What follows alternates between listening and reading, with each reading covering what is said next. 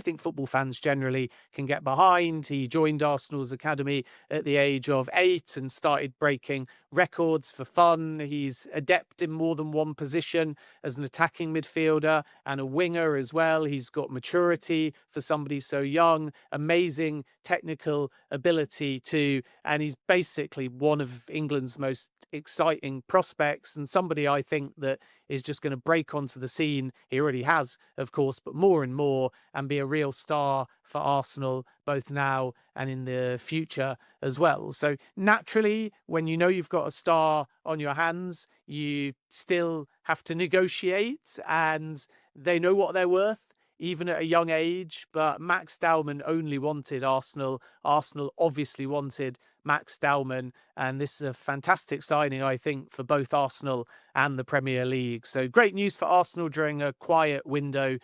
By the way, we're not that surprised that Arsenal have had a quiet window because they did a lot of their legwork over the summer. But Andrea Berta is still looking a bit further ahead for the summer to bring in maybe another starting left winger. That's quite high priority.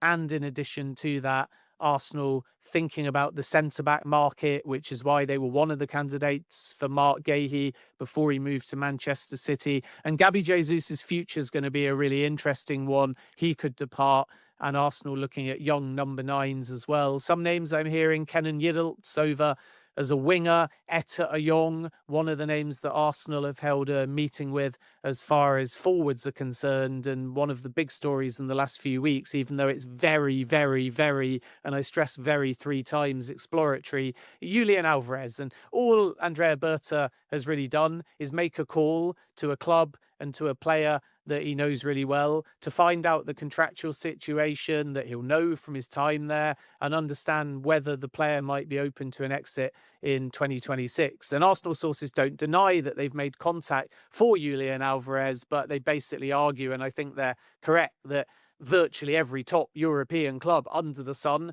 has taken some kind of early and exploratory call, and Berta wouldn't really be doing his job if he didn't have hundreds of these calls with lots of prospective targets. But we're really talking about initial or exploratory, so nothing necessarily to get excited yet. But that just shows you, with Dowman, Arsenal are planning and locking down their future, and with the other signings, they're moving ahead towards what's likely to be a relatively busy, big spending and productive summer for the Gunners. I mean, Ben, just lastly, a word you used a moment ago was surprises. That is a word that goes hand in hand with the window. Can we expect any surprises in the last few days? Obviously, we have a huge game week in the Premier League coming up, but come Monday, could we see any clubs move late? Yeah, we'll see how much is outstanding on the Monday specifically. My sense is that Mateta to Milan is a bit of a surprise because they kind of ruled out making a move towards the back end of last year, and now they're back. So Mateta's got his number 1 choice if that comes off, and we weren't necessarily expecting that. I would say Mark Gahey to Man City now instead of the summer was a little bit of a surprise as well, in my opinion anyway. If Chelsea get Jeremy Jacquet on deadline day or before, for now, that will be Rennes changing their position as well. West Ham and some say Tottenham and goalkeepers could still be one to watch. Antonin Kinski and West Ham United is still an active and developing story. Tyreek George and a loan or a permanent exit might be another one to watch between now and when the window shuts. And Everton are one of the clubs that have inquired. An exclusive that I broke about 10 days ago, Brooke Norton Coffey expected to leave Genoa for a fee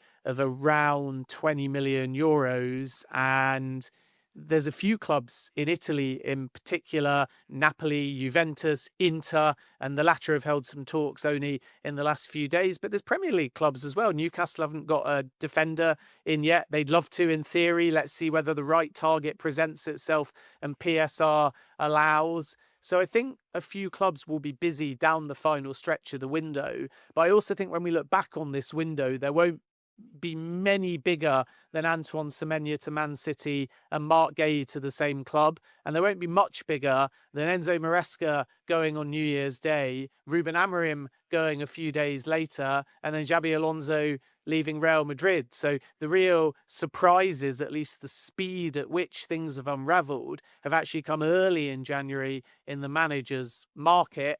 And then who would have predicted? Maybe it will change, but as of now, that Nuno Espirito Santo and Thomas Frank might actually outlive the window and continue on, because they've both been able to get some results recently. So it's been a mad window and a surprise window with manager movements, but I'm sure there'll be one more box office transfer for us all to get excited about on deadline day. And of course, we'll keep you posted here on TalkSport. Let's talk about Raheem Sterling. What's happening with him?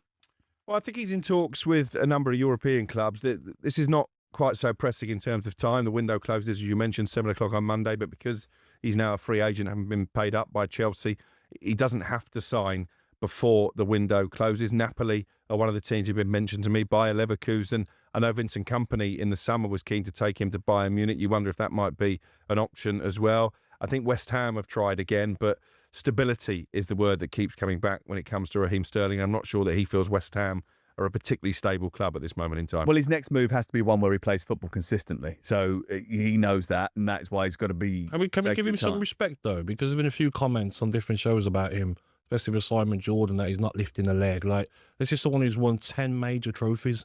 13, isn't it? I think. Yeah. Like Manchester City's best winger once. Player of the tournament for England, for me, 2021, the Euros. He was a star player for us. Let's give him some respect. It didn't work on loan at Arsenal. For some reason,